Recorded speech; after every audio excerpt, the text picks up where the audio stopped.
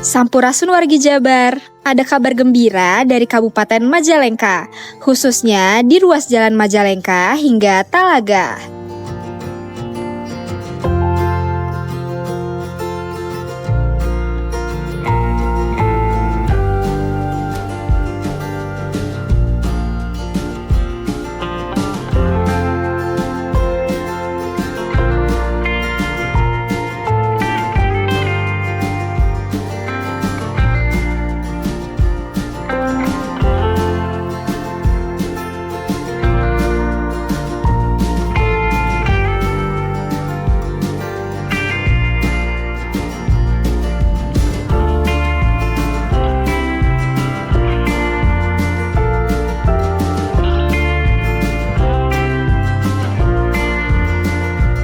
Pekerjaan rehabilitasi jalan yang dikerjakan oleh pemerintah Provinsi Jawa Barat kini telah mencapai 100% progres per tanggal 17 November 2025.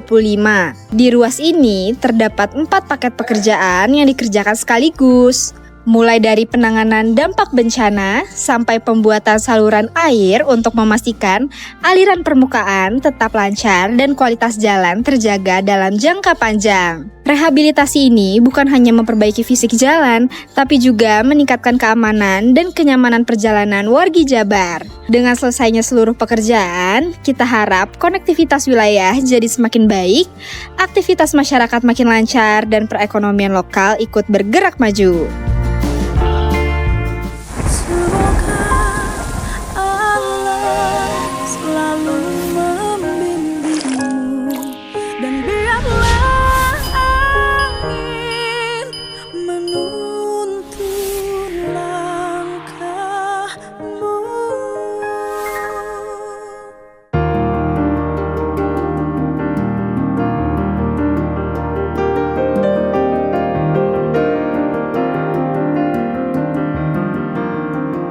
Kalau di belakangnya itu pas Pak Wagub itu tanah siapa? Kan Jasa Marga belakangnya itu tanah pemilik warga. Masyarakat. Kan ada yang sawah, masyarakat, tetapi yang tinggal di situ bukan pemilik. Bukan pemilik, ada yang pemilik sebagian. Enggak, yang warung-warung itu bukan pemilik. Bukan Pak. Boleh Pak? Ya boleh. Nah ini yang mulai dari awal nggak tentang ini? Boleh sok. Baik Pak. Saya kebetulan waktu kecil adalah pelaku yang memperjuangkan saluran air ini. Kenapa demikian? Yang pertama, daerah pesawahan di sebelah barat itu daerah mana Pak Jujun ya? Wadas sebelah barat itu kebanjiran oleh Abah Mbeh almarhum, dibuang ke Citarum Pak, lewat Jalan Sinom. Cuman kan waktu itu tidak didukung oleh apa yang disebut dengan konstruksi, hanya digali-gali aja. Mengakibatkan si air itu terabrasi dan makin besar Pak. Dibuatkanlah talang. Tapi talang juga ambrol terus. Sehingga mengakibatkan beberapa dekade Sukamakmur yang tadinya tanah pengairan jadi susah air mengandalkan hujan. Nah, dari peristiwa itu karena Mbah Mbeh adalah ketua KUD, mengundang pengurus KUD dan tokoh pertanian antara lain ayah saya sendiri, Bapak Ruyat, PPL, Bapak Haji Sarip sudah almarhum, membicarakan ini, yang akhirnya direspon oleh rakyat Purwadana. Sekalian kalau begitu Purwadana minta untuk jadi tanah pengairan, karena tanah darat tadinya Pak. Alhamdulillah waktu itu karena Mbah Mbeh dekat dengan Bapak Gubernur, Bapak Aang Gunaepi, dalam perjalanan waktu, beliau kan 2 periode Pak, perjalanan waktu 6 tahun itu terkabulkan. Dananya kalau tidak salah dari dana IBRD, International Bank Rights and Development, sejumlah 177 juta. Zaman itu ada nama T mudanya. Nah, air berjalan, termasuk saya ikut bantu sukarelawan ya Pak, dan membeli tanah sampai titik deker yang ada di Resinda. Titik sudah di situ Pak, tidak ada aliran kemana-mana lagi. Nah itu disambut oleh masyarakat karena di sekitar tanah itu adalah keluarga besar Pak Udi, Mbak Kaidan ya. Dia bikin selokan-selokan ke sawah-sawahnya, termasuk yang di Citarum, yang termasuk ke samping kantor desa saya. Nah, tetapi Pak, nasib menunjukkan lain. Ada program tol Jakarta Cikampek, Jarum Super, tentu pengusaha besar punya akses mungkin ke Bappenas. Tahu sebelum jalan tol beres itu sudah dibebaskan, Pak. Yang akhirnya di Purwadana baru 1 kali tahun panen, Pak. Sudah tidak lagi ada sawahan. Nah, tinggal sawah itu sampai dengan yang di belakang pasir Gebluk. Saya kemarin nonton, kalau tidak salah di belakang mobil apa tuh yang ada PLN itu, Pak, berapa hektar, 20 hektar ya. Nah, tinggal itu bukan wilayah Purwadana. Kalau Purwadana dari Gebluk, Pak. Nah, itu begitu, Pak. Tidak ada pesawahan nih. Dan kemudian masyarakat di sini karena tidak ada aliran air sudah mulai, Pak, ya. Itu digarap oleh masyarakat dan kesininya dikuasai oleh PT Resita yang saya waktu itu sebagai aktivis pemuda Karang Taruna menanyakan, kok Resita menguasai? Beliau sewa dari PJT, betul nggak? Ada PJT. Ya. Beliau sewa resmi. Nah, gitu, Pak, ceritanya. Iya. Nah, jadi di Purwadana itu buntu, Pak. Tidak ada lagi, tidak ada aluran air kemana tanah negara seperti itu. Dalam hal ini saya akan mengatakan, saya sangat setuju tanah ini kembali, Pak, diambil negara. Di dalam rangka pertama untuk edukasi agar setiap orang paham betul bahwa ulah sokabitaan ku lain hakna. Ya, tanah batu dijualan, akhirnya korban jalan alit akhirnya mah di Purwadana. Bercara Pak, nungguan abdi ya. Kurang cari. Ya bingungan mana enak. Ya bentar dong. Anda kan di ini terus giliran saya dong yang ngomong. Saya selama ini diam, Bung. Ya. Nah, itu. Tapi saya kemarin juga dengan Resina, oh enggak masalah, Pak, memang kami sewa. Kan gitu. Nah, kemudian ini dibuang harus kemana? Kan gitu, Pak. Nah, tanah itu 94 sudah tidak ada mengalir dan kemudian adik-adik nama jadi ramai perumahan, nah ramai aja nama. Nah, kemudian interchange jalan tol masuk, tetapi tidak membunuh saluran air, Pak. Dia tetap bikin gorong-gorong, makanya kemarin waktu digali ada kan, masih ada. Cuma yang di Purwadana tutup udah. Nah, itu Pak barangkali. Nah, dalam konteks sekarang air ke Purwadana kalau mau dialirkan buat apa? Pertanyaan kan itu, Pak. Saya setuju itu diambil alih, barangkali besok buat penghijauan atau apa. Kemarin sudah ngomong saya dengan dari PJT waktu di rumah, lalu untuk penghijauan atau apa kan, untuk edukasi dan lain-lain. Saya dalam hal penyaluran air ini, Pak Junaidi yang paling konsen, kemana cai gitu. Ada yang lebih dekat sebenarnya, Pak. Itu dibuang ke Karangsinom, itu ada aliran air, Pak, ke Citarum. Sebelum titik deker atau air bagi di Pasir Pagar, Pak. Itu lebih dekat. Saya khawatir air yang terbuang dari daerah Wadas masuk ke Purwadana. Purwadana tanpa dikirim air, Pak, tiap tahun banjir. Dari pertemuan Cibeet sama Citarum. Di rumah saya aja 1 lutut, Pak. Tahun 2021 kemarin. Apalagi Sumandangan tiap tahun, Pak. Tadi bicara ini mau dibuang ke Cisalak. Cisalak. Ini Cisalak yang mana, Pak? Padahal itu kan kalau menuju Cisalak berarti harus melalui tanah Resinda, Pak. Ya. Ini buntu di sana, Pak. Tanah buntu selesai. Nah, apalagi kalau di Cisalak, tanah yang sebelum Gebluk. Orang Google tadi pada nangis ke saya, dan sekarang saya bawa surat, Pak, buat Bapak dari masyarakat. Pada nangis. Kok kalau buang di sini termasuk ada orang di sini. Pak Lurah, ini gimana kalau buangnya ke Salak di Cisalak di depan, kalau Salak depan, Gebluk Google itu Bapak sarwajeng Sukamambur nasibnya, Pak. Setiap Cibeet datang, Gebluk, kebanjiran sami, Pak. Bukan Gebluk, Pak. Google.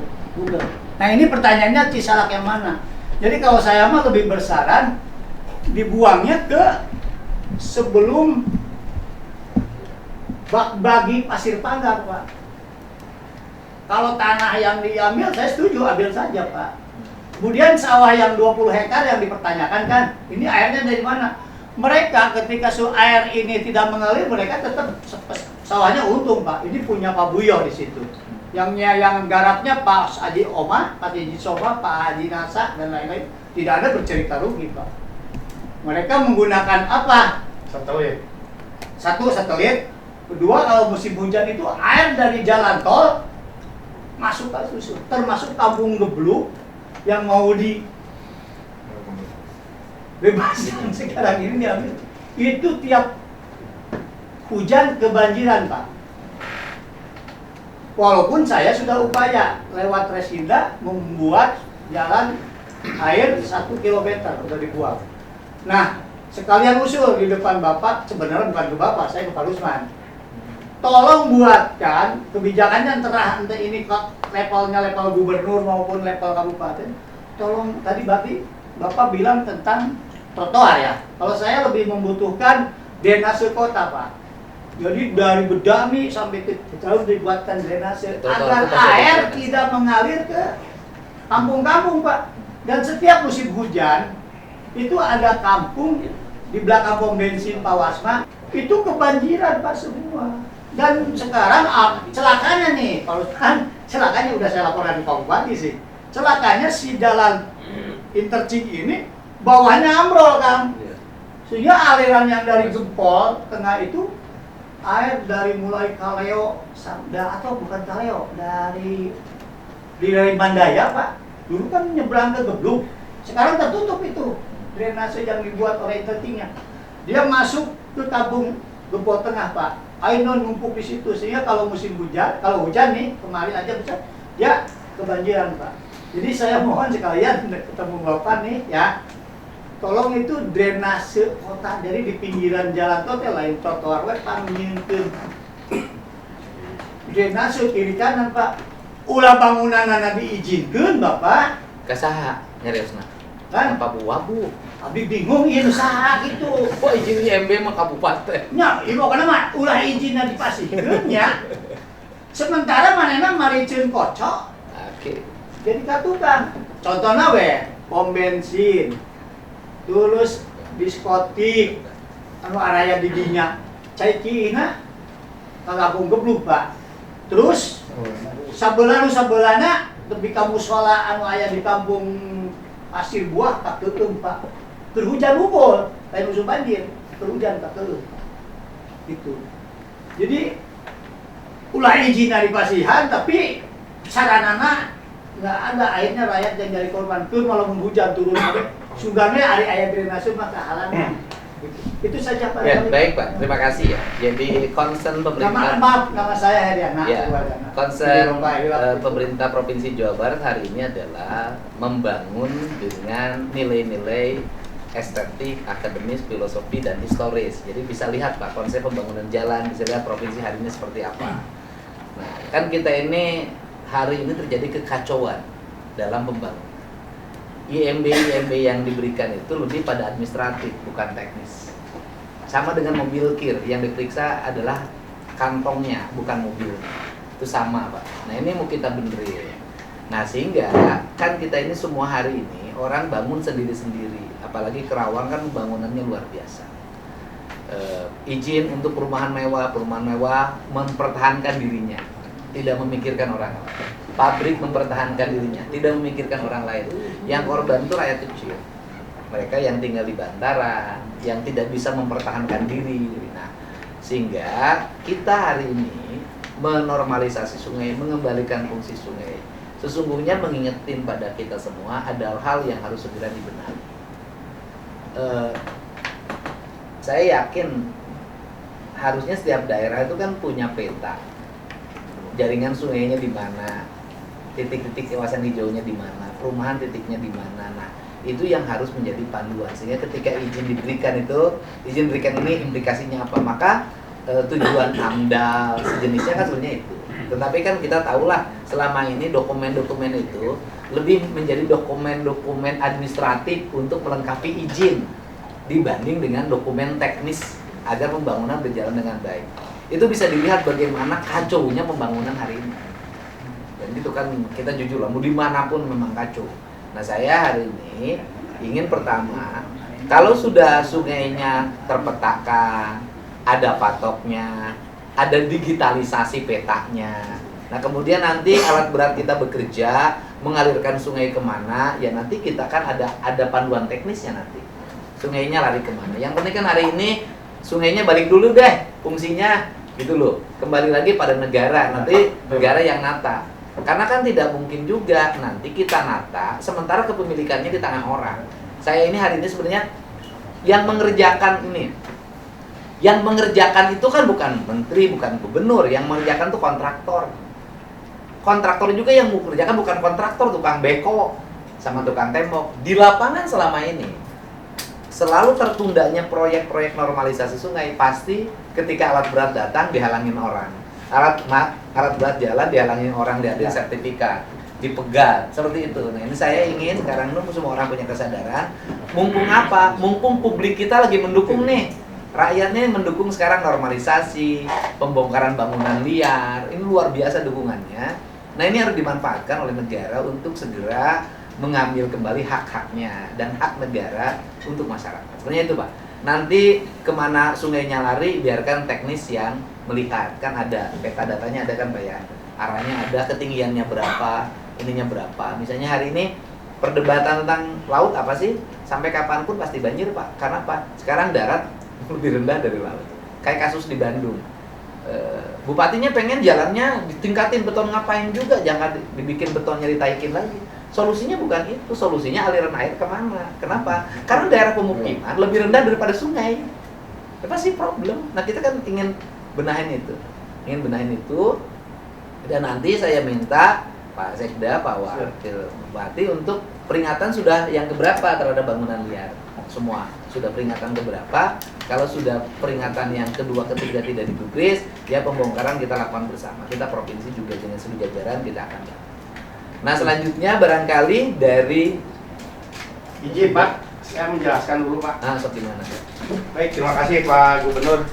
Sedikit saya akan menyampaikan temuan-temuan yang di lapangan ketika kita pelaksanaan pekerjaan. Saya akan menjelaskan tentang Tanah Jasa Marga dulu Pak.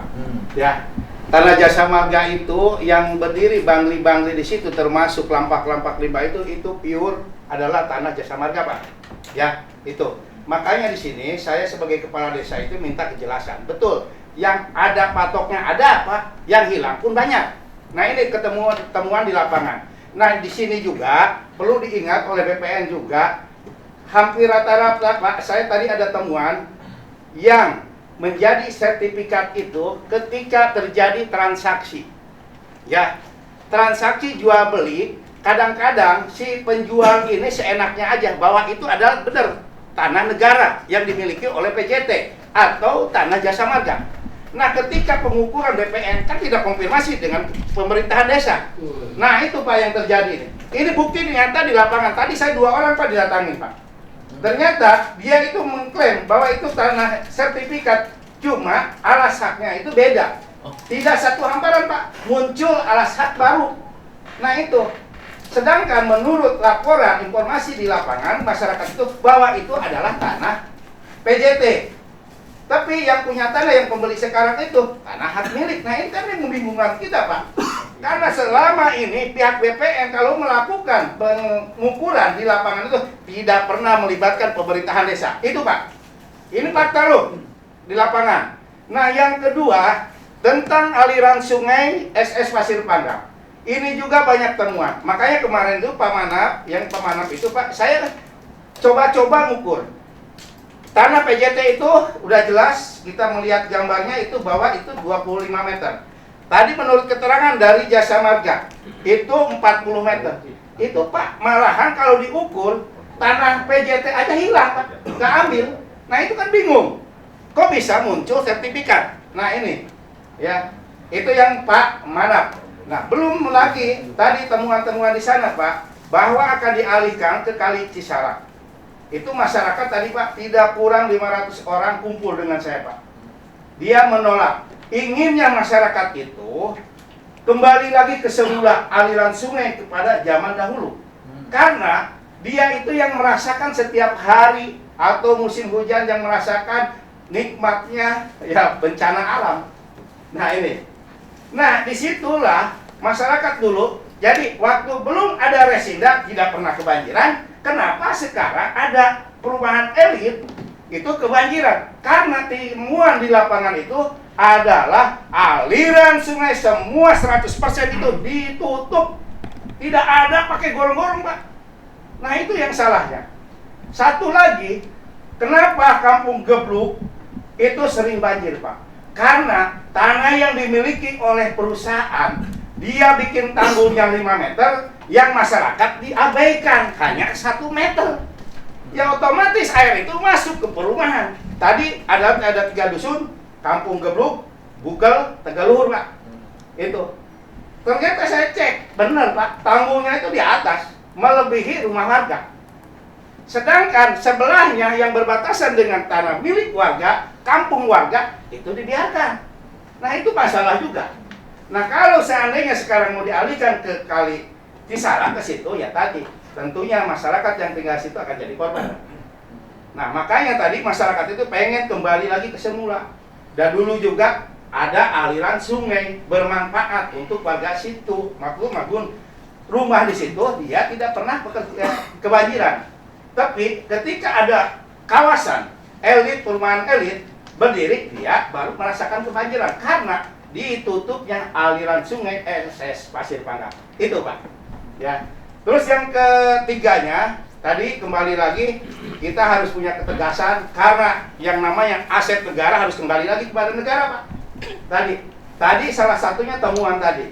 Kenapa bisa ini muncul sertifikat? Karena setiap transaksi jual beli pasti masyarakat itu yang menjual itu ingin hasil ukur, Pak. Termasuk penjualnya. Yang pemilik lama itu karena dia pikirannya tidak memikirkan orang lain, memikirkannya harus mendapat duit banyak, yang diukur ini Pak tanah saya, padahal dia garapan. Diukurlah BPN, terjadilah di situ. Ya, jadi sertifikat. Apalagi di zaman waktu dulu 1997 Pak. Kebanyakan 97. Dulu itu ada program apa ya BPN teh? Adjudikasi Pak. Adjudikasi itu ya benar. Bagaimana dia aja yang nunjukin Pak. Oh ini aku. Itu Pak temuan. Hampir rata-rata yang menjadi sertifikat itu adalah berbatasan dengan tanah negara. Itu aja, terima kasih Pak. Siap, Pak. Terima kasih ya. Itu masukan semuanya. Pak, dari Pak Kapolres dulu, enggak? Ada yang disampaikan? Silakan. Cukup, dampingi ya. Pak Kajari? Apalagi Kajari. Pokoknya kamu aset ya. Karena ini akan menjadi bahan kerjasama Pemda Jabar dengan Kejaksaan. Jadi pengembalian aset, dan saya sudah komunikasi dengan Pak Jika untuk menyampaikan ini. Jadi ya saya juga akan diancam Pak tiap hari dipenjarain Pak saya. BPN Pak, barangkali ini saran Pak. Kenapa sih aset-aset, mungkin bukan Bapak mimpin zaman dulu, kenapa aset-aset negara banyak berubah menjadi hak milik? Baik, izin terima kasih Pak Gubernur. Izin menyampaikan yang pertama, kami setuju sekali kalau akan dilaksanakan pengembalian aset ya. Kami siap turun untuk melakukan pengukuran seperti yang sudah kita lakukan terhadap aset-aset Pemda. Atas dukungan Pak Kajari, Pak Kapolres, kemarin kami tahun ini itu mensertifikatkan 392 aset Pemda. Ini komitmen kami. Kalau kata Pak Kajari lebih baik menyelamatkan aset daripada menghilangkan aset. Nah itu yang selalu kita ingat. Nah oleh karena itu kami juga sudah bersurat ke PJT minta coba deh sebelum diukur petanya juga kami minta, akan kami deliniasi, akan kami masukkan ke dalam peta kerja kami sehingga ada rambu-rambu kita dalam menerbitkan sertifikat hak milik untuk rakyat. Nah oleh karena itu kita sudah ada BW, sudah ada PJT. Ayo, mari kita bareng-bareng kita kembalikan aset itu dengan pengukuran yang akan kita lekatkan di peta kerja kita sehingga ke depan itu sudah tidak ada lagi sertifikat hak milik yang menyerobot terhadap aset-aset negara.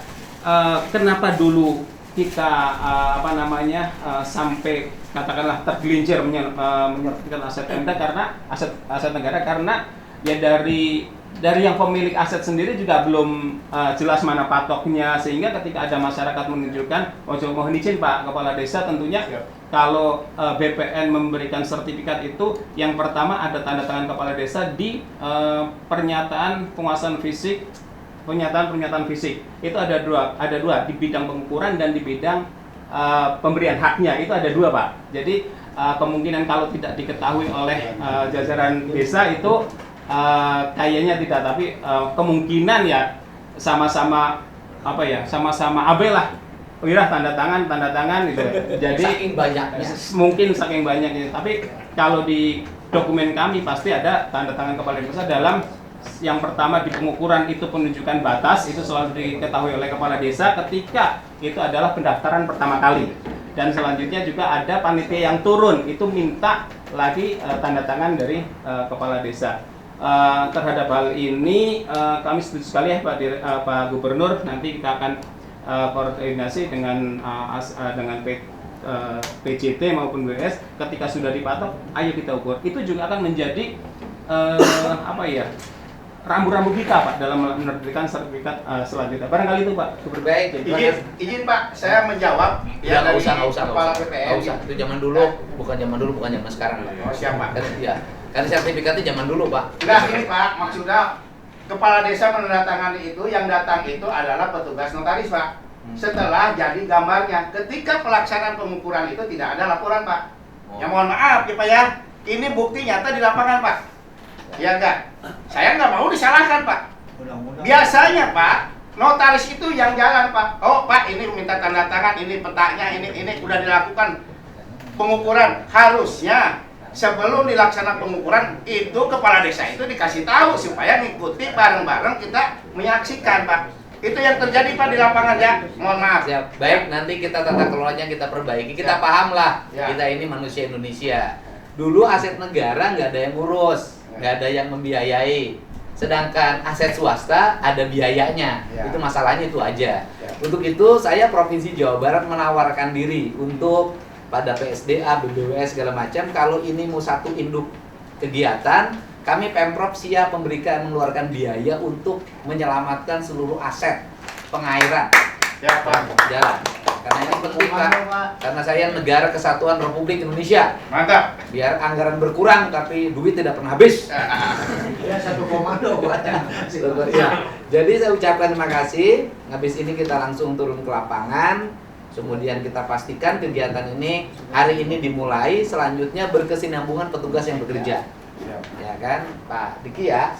Teman-teman di lapangannya dilengkapi ya. Yang BBWS, yang PJT disupport sama kita juga.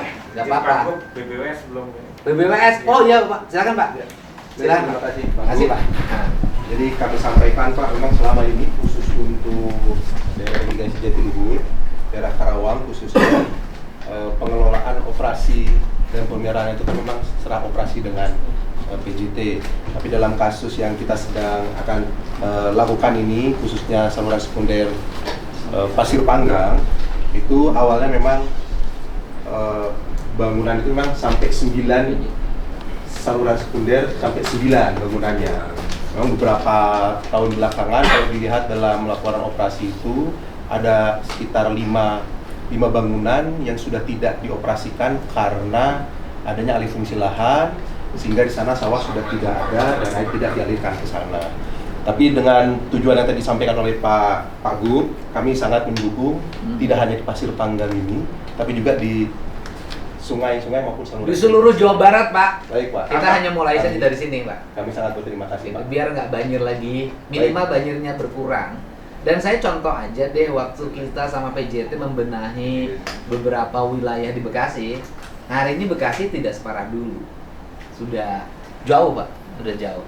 Jadi harus dimulai Pak. Mumpung rakyat dukung.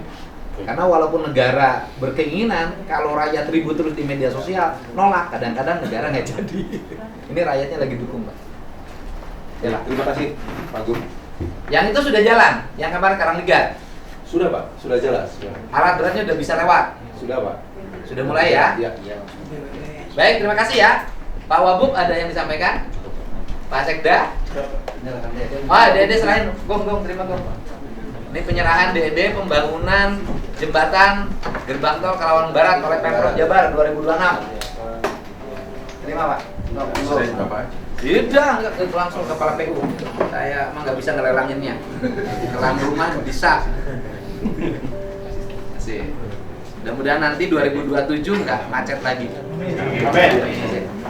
Pak, kemudian saya ketitipan surat dari warga. Surat dari siapa? Dari warga. Suratnya apa? Surat cinta buat Sama Diki. Nah, ya, terima kasih ya. Assalamualaikum warahmatullahi wabarakatuh.